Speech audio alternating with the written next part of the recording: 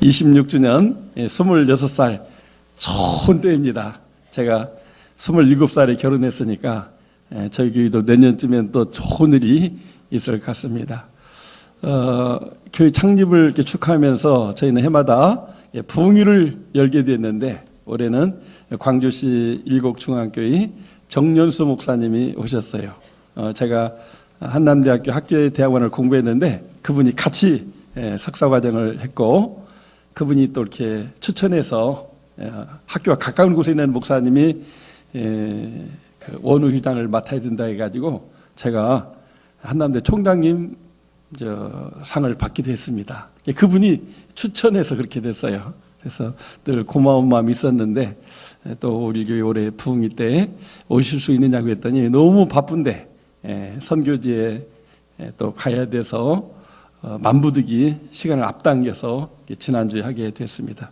정말 우리에게 오셔서 귀한 말씀, 우리 개인의 부흥과 교회가 부흥할 수 있는 영적인 원리들을 말씀을 쪼개서 잘 증거해 주시고 또 그 모든 말씀이 본인이 직접 다 체험도 하고 응답받은 그런 말씀들을 해 주셔서 하나님은 시퍼렇게 살아계시고 말씀대로 살면 하나님이 약속을 지키셔서 우리 영혼과 육체가 범사가 다 잘 되는 것이구나 하는 것을 목사님의 가정사를 통해서 또 개인사 또 교회 역사를 통해서 또 지금도 이렇게 귀하게 쓰임받는 그런 영육간의 축복을 통해서 말씀해 주셨어요. 약간은 저 남쪽 지방에 강력한 사투리가 있어서 좀 이렇게 잘 이렇게 이해가 안 되는 분들도 계실 수 있는데 오히려 그것이 또 못된 추억이 되는 것 같아요. 그렇구나. 작년에는 저 포항 쪽에서 오신 목사님이 하시니까 또 이렇게 경상도 말씨를 또 강하게 느꼈는데 올해는 강력한 저 남도 지방 전라도 사투리 방언을 이렇게 들으면서 잊어지지 않는 그런 부흥회가 된 것 같습니다. 이 목사님 상당히 예의가 있어요. 뭐 이렇게 하도 인류 부흥사만 모셔서 부흥회하는 교회라 저는 부흥사는 못 모시고 금요일 저녁에 심야기도에 오는 분이 한 400~500명 된다네요. 거기 와서 일일 부흥회를 금요기도에 하도록 초청하겠다고 해가지고 내가 그 날짜를 좀 기다리고 있습니다. 나도 가서 좀 거기 부흥시켜줘야 되겠다. 하나님의 은혜로 부흥회를 잘 마치고 이렇게 돌아갔고 또 우리 교회가 이렇게 좀 영적으로 이렇게 업그레이드된 그런 느낌을 받습니다. 정말 우리 하나님이 우리 교회와 함께 하시면 우리 교회도 일곡중앙교회 못지않게 좋은 교회로 부흥해서 국내 선교회 감당하고 또 하나님 기뻐하는 좋은 인재들을 길러내서 국가 민족을 반석에 세우는 그런 축복의 역사가 앞으로 우리 교회에 일어날 줄로 믿습니다. 그 목사님 설교를 들으면서 계속 뭔가 와닿는 것이 하나 있었어요. 미쳐야 하는구나.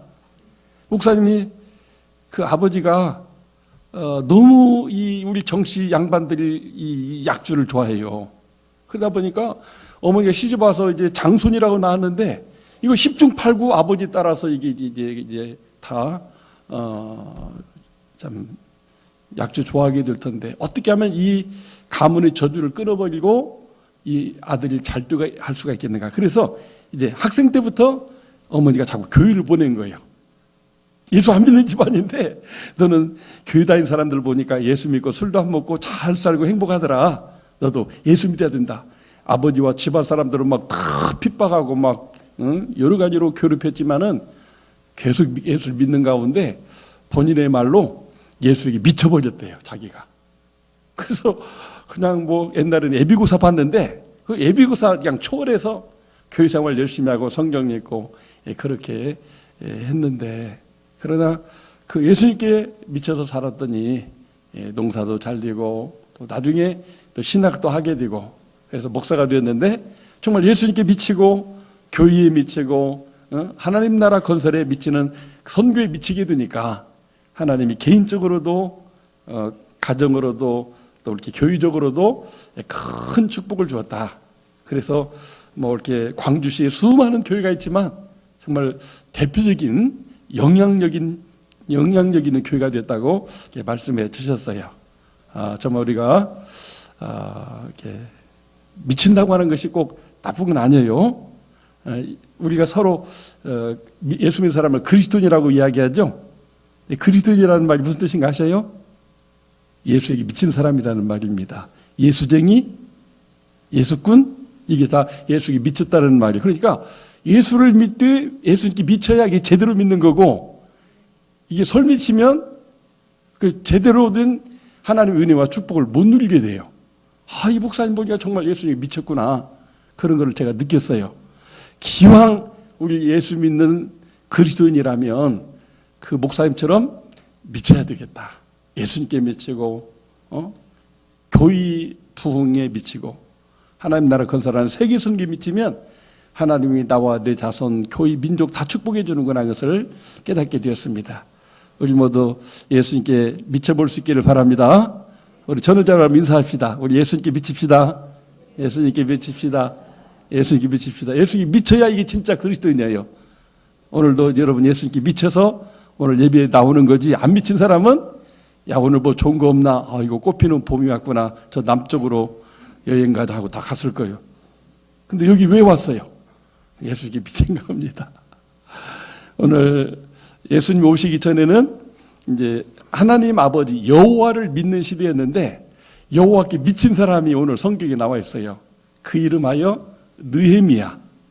그 느헤미야의 아버지는 여기 보니까 하갈야라고 했는데, 그 이름의 뜻이 여호와의 흑암이라는 뜻입니다. 그러니까 이 하갈야라고 하는 느헤미야의 아버지는 그 부모님이 바벨론 포로로 끌려가서 노예로 살아갈 때 태어나게 된 거예요.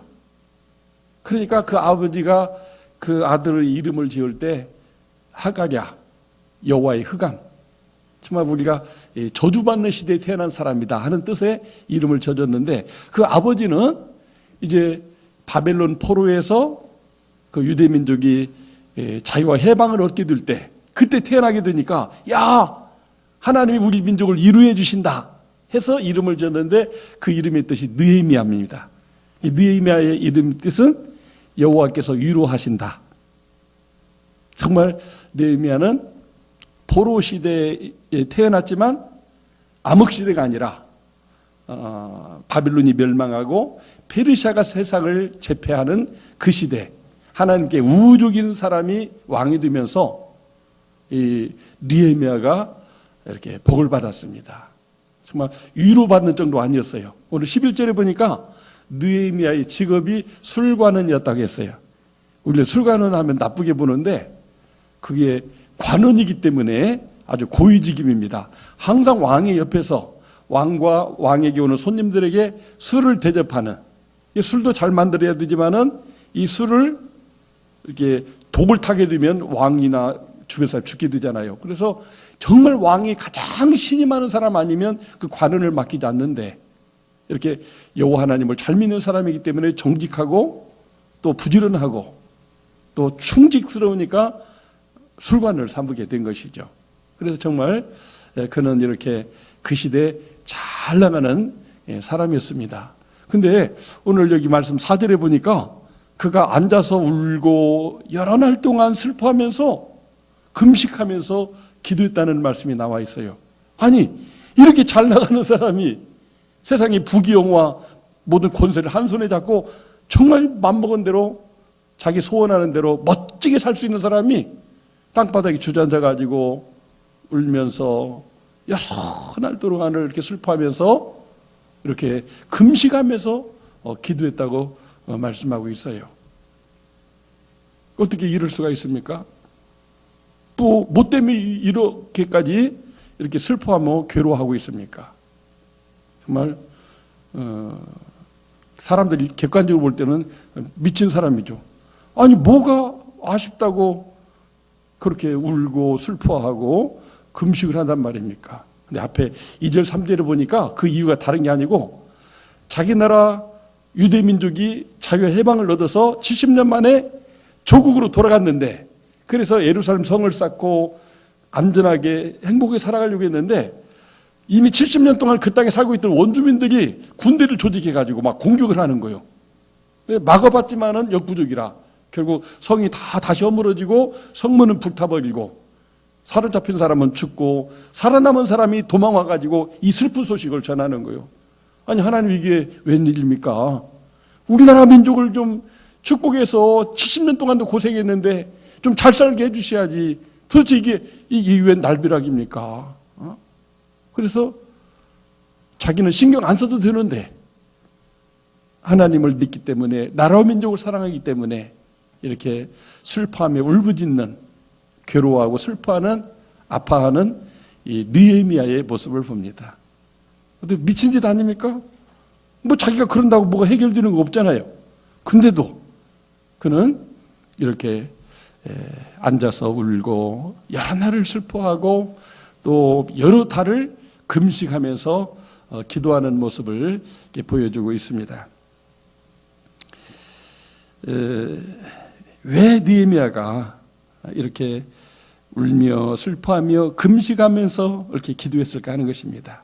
오늘 그 기도 내용이 5절에서 11절까지 나오게 되는데 우리가 시간상 다 읽어볼 수는 없지만 거기 보게 되면은 그가 그렇게 울며 슬퍼하며 금식 기도하는 이유가 나와 있어요. 여기 5절에 보면 하나님의 긍휼을 얻기 위해서 그런 것을 보게 됩니다. 하나님이 위로하니까 자기 이름대로 나라와 민족이 70년 만에 해방됐거든요. 그렇죠? 근데 지금 다 된 줄 알았더니 자기 나라를 재건하는 일에는 이 엄청난 불행이 찾아오게 된 거예요. 그러니까 우리가 바벨론 포로에서 70년 만에 이렇게 해방된 것처럼 내 주국으로 돌아간 백성들이 예루살렘 성을 쌓고 안전하게 살면서 국가가 이렇게 재건되고 발전되기를 원하는데 하나님의 긍휼 불쌍히 여김이 있어야 된다는 거죠. 그래서 우리가 사실 우리 자녀들이 막 억지 때를 쓰지만 막 울면서 막 이렇게 해야 된다고 막 때를 쓰면 어떻게 돼요? 자식이 불쌍하니까 아버지 어머니가 지고 때로는 그 원하는 대로 소원을 이루어주잖아요. 지금 느헤미야가 그런 심정이에요. 나 하나 뭐 편히 먹고 살려면 얼마든지 편히 먹고 살 수 있지만 내 나라 내 민족을 하나님이 불쌍히 여겨줘야 잘 뛰고 잘 살 수 있다는 거죠. 그래서 하나님의 긍휼을 얻으려고 그렇게 울고 슬퍼하고 여러 달을 금식한 그 느헤미야의 모습을 보게 됩니다. 정말 세상 사람들 보면 미친 짓이에요. 아니 저렇게 출세한 사람이 뭐 저렇게까지 할 필요가 있나? 그렇게 한다고 뭐가 해결되나? 왜 저러는 거야? 나중에는 왕 앞에 갔는데 하도 빼짝 말라가지고 왕이 볼 때 왜 이렇게 수척했느냐? 이렇게 왕이 걱정할 정도로까지 그렇게 금식하면서 기도한 그 느헤미야. 하나님의 긍휼이 아니면 내 마음도 위로가 되지 못하고 내 민족이 다 불행해진다. 그래서 하나님의 긍휼을 얻으려고 불쌍히 여겨달라고 그렇게 울며 슬퍼하며 기도한 것입니다. 뿐만 아니라 6절에 9절을 보면 회개를 하고 있어요. 아니 나라 민족이 잘못된 게 무슨 자기 책임입니까? 근데 우리 조상적부터 죄지면 하나님은 벌 주셨는데 아직 우리가 회개하지 않는 죄가 있어서 또 이런 어려움이 있는 것 같습니다. 내가 대신 다 자복하오니 용서하시고 우리 민족을 언약하신 말씀대로 다시 부흥시켜달라고 재건하게 해달라고 그렇게 기도하고 있는 모습을 보게 됩니다. 정말 회개의 기도. 이번 부흥회에도 오신 목사님이 첫날 회개를 강조했어요. 우리가 복 받으려면 심령이 부흥되려면 가정과 교회와 자손과 민족이 잘 되려면 회개가 가장 중요하다. 회개하지 않으면 아무리 많은 기도했어도 그게 다 헛것이 된대. 원주와 자범죄 아래 살아온 우리 인생들이 나도 모르게 죄를 짓는 생활을 하기 때문에 하나님의 축복이 이렇게 단절된다는 거죠. 회개해야 산다. 그래서 그는 이 국가 민족의 재건이 안 되고 다시 혼란에 빠지는 모습을 보면서 아직도 우리에게 회개하지 않은 죄가 있다면 그 죄를 용서해달라고 하루 이틀 일주일 열흘 두 달 세 달 그렇게 계속 금식하면서 회개하는 기도를 한 것을 보게 됩니다. 11절에 보게 되면 자신이 지금 술관인이 됐는데 왜 나를 술관은 되겠습니까? 이때 조국이 재건되는데 어려움 당하는데 나를 쓰시려고 하나님이 예정하신 거 아닙니까? 그렇다면 나를 하나님이 쓰시기 바랍니다. 내가 죽어도 조사원이 우리나라가 재건될 수만 있다면, 우리 민족이 평화롭게 잘 살 수만 있다면 이 한 목숨 바치겠습니다. 그런 기도를, 헌신하는 기도를, 결단하는 기도를 드리고 있는 느헤미야의 모습을 봅니다. 정말 믿음 안에서 이해하면 이해가 되지만 세상적으로 보면 이해가 안 되는 거예요. 이 바보 멍청이가 어디 있냐고 말이에요. 뭐 남이야 죽든 말든 나만 잘 되면 되는데, 느헤미야는 이렇게 울며 슬퍼하며 여러 달을 금식하면서 하나님 불쌍히 여기주세요. 우리 민족 불쌍히 여기주세요. 하나님 이 민족 죄가 아직도 많이 있네요. 내가 대신 회개 하니까 이 민족 좀 용서해 주세요. 하나님 누구를 통해서 우리 민족에게 다시 재건하는 일을 하겠습니까? 나를 쓰시려고 술관은 맡긴 거 아닙니까?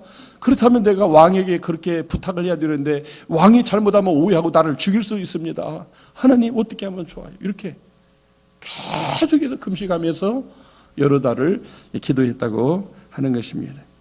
하나님은 이렇게 느헤미야처럼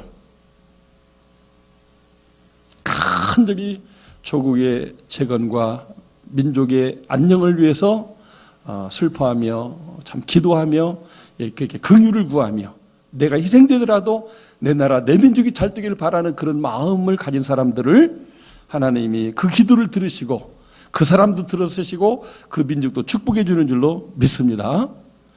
이 느헤미야의 기도를 들으신 하나님 응답했어요.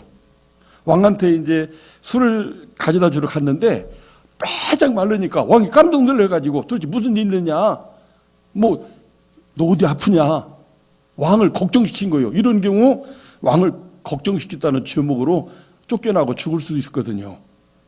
근데도 하나님이 그 왕의 마음을 움직여요. 그 옆에 있던 왕비가 아이고 불쌍하다고 저 사람 왜 그런지 원인을 좀 해결해 달라고 그렇게 막 도움는 얘기를 해요. 이 장에 가보면 느헤미야 2장에 그게 나와 있어요. 이 왕이 뭐 때문에 그러냐, 내 동포가 지금 조국에 돌아가서 재건하려다가 지금 쫄딱 망했다고, 어떻게 하면 좋겠냐, 제가 좀 잠깐 좀 이 술관을 쉬고 조국에 돌아가서 그 일을 좀 하고 싶은데 허락해 주신다면 저 혼자 가서는 안 되고 뭔가 직분도 있어야 되고 총독이라는 직분도 있어야 되고 많은 목재나 어떤 석자재나 기술자가 있어야 되는데 왕이 좀 저를 불쌍히 보신다면 좀 이렇게 도와줄 수 있겠습니까? 뭐 이렇게 애원하듯이 이야기하니까 왕이 오케이, 다 오케이, 가지고 싶은 거 있으면 다 가져가라, 기술자 다 데리고 가라, 군인 필요하냐? 군인 데리고 가라. 그래가지고 그 자기 나라로 돌아가서 52일 만에 그 무너진 성벽을 다시 다 재건했어요. 계속해서 그 원주민 군대들이 공격해 오니까 한 손에는 망치와 삽을 들고 한 손에는 칼을 차고 활을 차고 싸우면서 성벽을 재건했는데 전 국민이 하나가 되니까 52일 만에 이 성벽이 재건되고 그 다음에 안정적으로 살아가는 좋은 나라가 된 것을 보게 됩니다. 하나님은 미친 짓 같지만 그렇게 기도하고 하나님의 긍휼을 구하면서 또 자기 민족을 위해서 이렇게 솔선수범해서 헌신하는 사람들의 그런 기도를 들으시고 응답하시고 축복하는 줄로 믿습니다. 우리는 3.1절을 통해서 그걸 보는 거예요. 만약 그때 우리가 그런 독립만세 운동이 없고 임시정부를 세워서 국권을 회복하는 이런 어떤 그 피나는 느헤미야의 이런 운동을 하지 않았더라면 나중에 우리나라가 해방되더라도 미국이 원자폭탄 쏴가지고 해방시킨 거예요. 근데 그게 아니지 않습니까? 정말 우리는 우리나라를 되찾겠다는 그 굳은 일념을 가지고 영적으로, 육신적으로, 물질적으로 수많은 사람들이 느헤미야처럼 헌신했기 때문에 3.1운동과 함께 8.15 광복이 일어나고 오늘의 잘 쓰는 나라가 이루어진 줄로 믿습니다. 예수님도 그래요. 정말 40일 금식기도도 하셨지만은 인류 구원을 위해서 그 죽도록 고생하시다가 마침내는 십자가에 못 박혀 죽기 전에 겟세마네 동산에서 피땀 흘리면서 기도하지 않았어요? 그리고 뭐 먹지도 못하는 가운데 붙잡혀 가서 막 십자가에 못 박힐 때 그 타는 목마름, 가시에 찔리고 막 양손과 양발에 막 이렇게 못을 받고 수백 대 막 이 쇠붙이나 유리 조각이 붙어 있는 그 째찌개 맞아가 막 등이 다 찢어지고 이런 가운데서도 주님이 계속 기도하지 않습니까? 저들 뒤를 용서해 주시기 바랍니다. 정말 이 백성을 불쌍히 계시고 다 구원해 주시기 바랍니다. 그게 주님이 그렇게 기도하셨어요. 주님도 나라 민족과 여러분과 저의 구원을 위해서 그렇게 울고 슬퍼하며 금식하며 마침내 죽기까지 우리를 사랑하셔서 죽으신 예수님이신 것입니다. 그 예수님을 믿는 우리는 어떻게 보면 주님이 하나님의 아들인 예수님이 자기의 그 죽음을 통해서 생명을 바쳐서 우리의 생명을 살려내신 거예요. 우리는 다 빚진 자예요. 복음의 빚진 자요, 예수님께 빚진 자요. 그래서 예수를 믿고 예수님께 미쳐 사는 것이죠. 사람이 사람을 위해서 죽어줘도 고마운데 그 많은 고통을 받고 우리 주님이 날 위해서 죽어주셨다는 이 주님의 은혜에 대해서 우리가 감격하며 우리 주님께 헌신하는 것이 아니겠습니까? 정말 우리는 이제 사순절을 이제 맞이하면서 이번 수요일이 올해 사순절이 시작되는 제2의 참유일이라고 이렇게 합니다. 그래서 주일날을 뺀 40일 동안을 경건하게 살아가되 절제하면서 기도하면서 하루 한 끼씩이라도 금식해가지고 그 금식값을 모아가지고 북한의 불쌍한 사람을 돕는 그런 구제 사업을, 북한 구호 사업을 우리가 해왔어요. 작년에도 재작년에도 계속해서 많을 때는 몇백만 원, 또 적을 때도 뭐 한 200만 원 이렇게 북한 구호 헌금을 이렇게 보내게 됐어요. 정말 우리가 이 사순절 우리가 느헤미야의 심정으로 울며 슬퍼하며 금식하며 기도한다면 사순절을 제대로 지키는 예수님께 붙잡히고 예수님을 따르는 예수님께 미친 예수님의 제자로서의 삶을 살아가게 되는 것입니다. 그래서 이제 이 사순절 기간 동안에 우리 전 교회가 어린아이로부터 노년까지 하루 1시간씩 기도하는 운동을 전개했으면 좋겠습니다. 그래서 오늘 설교 제목이 이제 영적 부흥과 기도 대행진입니다. 하루 1시간씩 이 사순절 기간에 한번 기도해 보자는 거죠. 그리고 뭐 시간이 모자라면 이어서 계속하면 되니까. 그래 목표는 1만 시간입니다. 우리 전 교인이 올 1년 동안 기도 시간을 합쳐가지고 한번 1만 시간을 채워보자는 겁니다. 그래서 이거를 운동이라는 말을 붙였어요. 기도 대운동. 뭐 특별 새벽 기도도 하고 사순절 기도도 좀 하지만 이런 걸보다도 전 교인이 참여하는 기도 프로젝트. 하루에 1시간씩 기도한다. 2시간이면 더 좋고 3시간이면 더더욱 좋고. 그래서 매일매일 기도하며 우리가 살아갈 수가 있다면 하나님이 우리 민족도 긍휼히 여기시고 또 우리 교회도 부흥시켜 주시고 또 우리 장로님 기도했지만 정말 우리 교회 가득 차면 얼마나 좋겠어요. 아직 빈자리가 많이 있잖아요.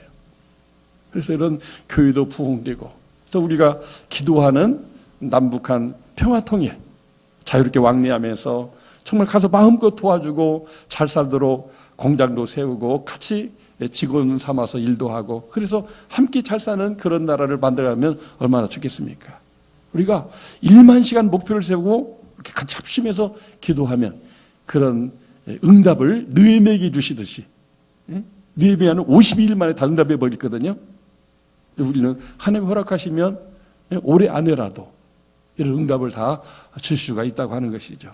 그래서 하루 1시간씩 기도하되 새벽 기도일을 사순절 기간 동안에 쭉 하되 이제 주일을 뺀 나머지 엿새 동안 새벽 기도를 계속하고 그다음에 저녁에도 이번 수요일부터 저녁 기도 시작했는데 목요일, 금요일, 토요일 계속 주일날만 빼고 계속해서 사순절 기간 동안에는 새벽 기도와 저녁 기도일을 우리 교육자들이 나누어서 진행하겠습니다. 1시간씩 매일 교회 와서 기도하는 거죠. 새벽이 안 되면 저녁에 하고 저녁에 나는 시간 못 내면 새벽에 오고 그래서 1시간씩을 같이 부르짖어서 기도한다면 하나님께서 그 1만 시간의 기도 향이 옥합이 되는 거예요.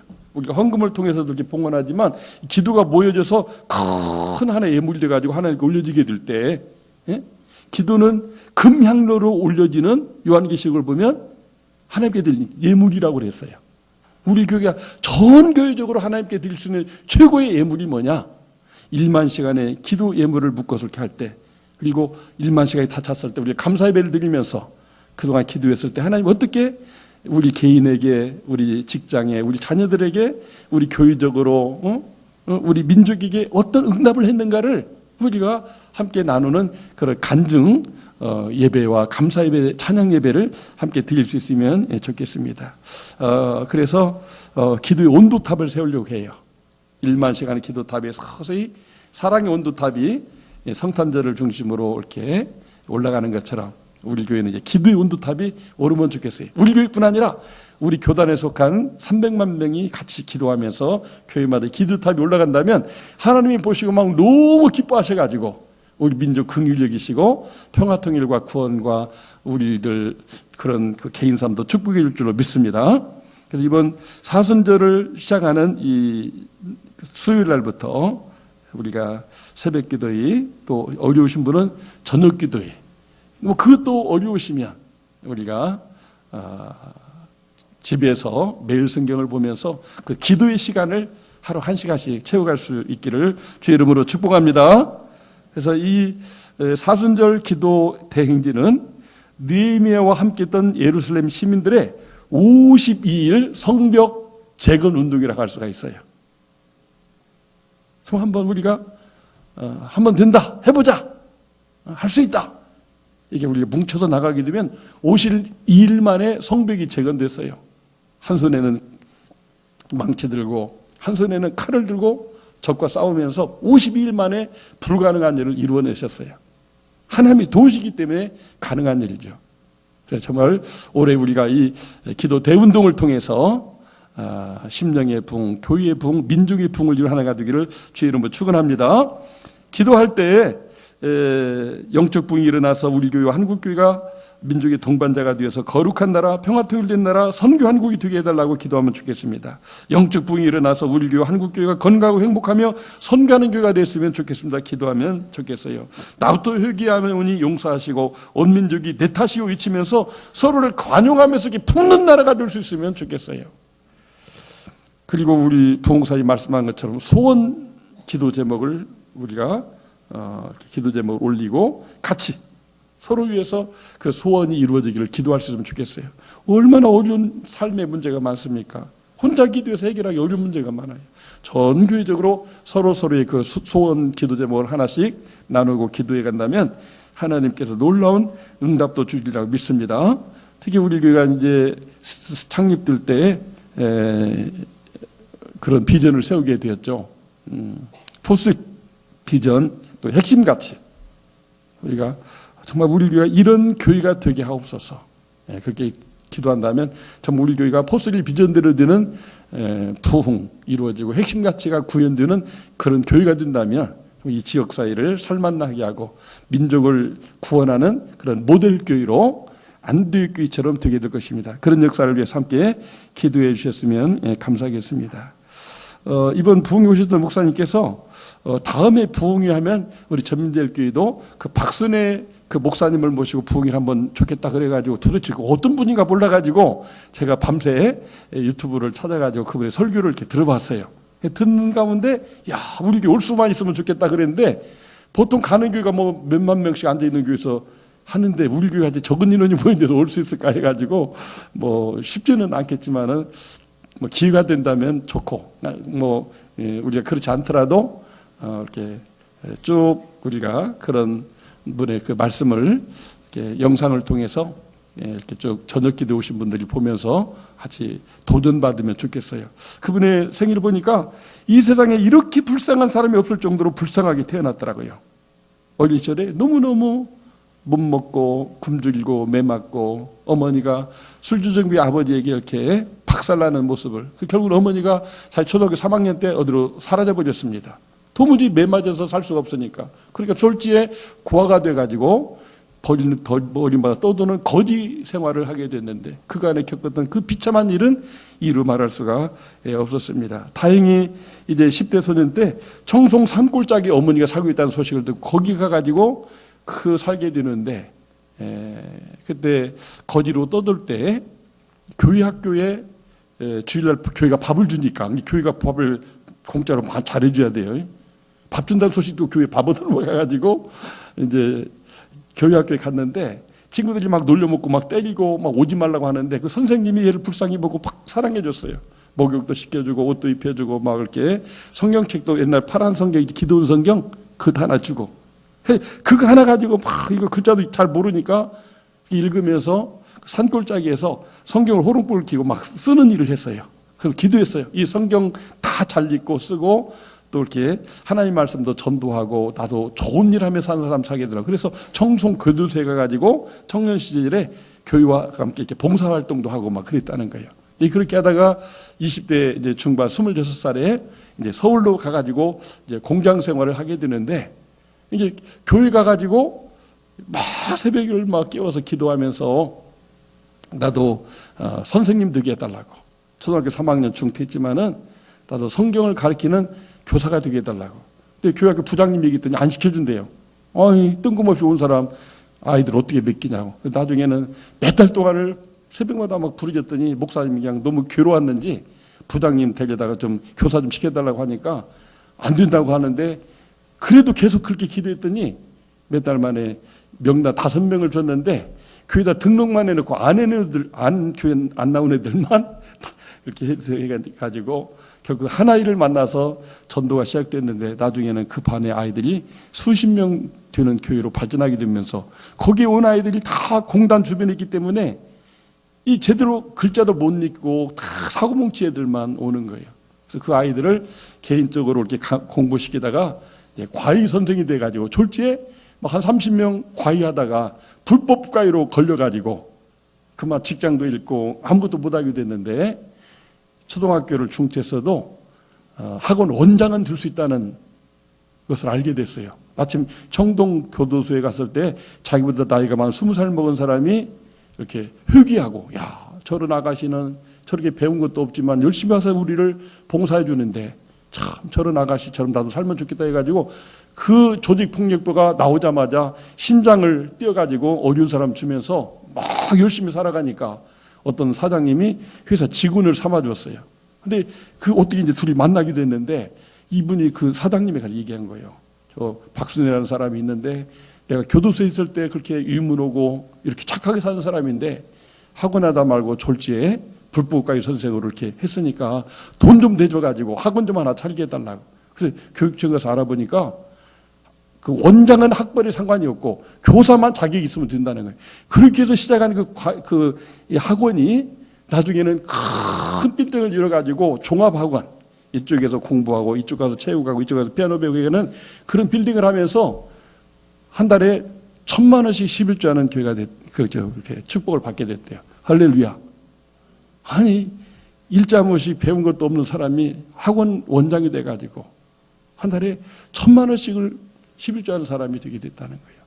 그런 가운데 나중에 이렇게 신학을 공부해서 검정고시를 통해서 공부하고 이렇게 목사가 되었는데 지금 전 세계에서 이렇게 센세이션을 일으키는 그런 부흥운동을 하는 겁니다. 그래서 저는 그 목사님도 우리에게 상당히 강하게 와서 부흥할 때 말씀했잖아요. 근데 그분 얘기 들으니까 더 센 거예요. 와, 그래서 이 목사님 그분한테 은혜를 받는 거예요. 그래가지고 우리 교회도 그분을 다음에 좀 모셨으면 좋겠다고 하는데, 야, 이렇게 죽기를 각오하고 예수에게 미쳐서 기도하며 사는 사람은 그 기도가 씨앗이 되고 그 기도가 응답이 되어서 이렇게 축복을 받는구나 하는 것을 이렇게 체험했습니다. 뭐 그분의 그 한 번 시작하면 뭐 3시간, 4시간씩 설교하는 것을 다 할 수는 없지만 정말 하나님은 살아계시구나, 시퍼렇게 살아계시구나, 일자무식이라도 가난뱅이라도 거짓 출신이라도 하나님께 미치고 말씀에 미치고 교회 부흥을 위해서 미치면 저렇게 축복해 주시는구나. 이제는 세계적인 강사가 돼가지고 그 일국 중학교 와서 부흥이 저녁으로만 나흘간 했는데 강사비를 1,000만 원이나 줬대요. 큰 헌금이 많이 나와가지고 정말 멋지지 않습니까? 여기는 우리가 믿음으로 하나님 살아계신 걸 믿고 기도하면서 헌신하면 하나님이 축복하신다는 사실 믿으시기 바랍니다.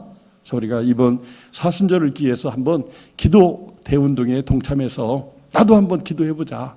하나님 주신 말씀 붙잡고 기도하고 헌신하면 느헤미야처럼 예수님처럼 참 이 정연수 목사님처럼 박순애 부흥사처럼 우리를 들어주실 것입니다. 그 은혜와 축복이 우리 모두에게 있기를 주 이름으로 축원합니다. 축복합니다.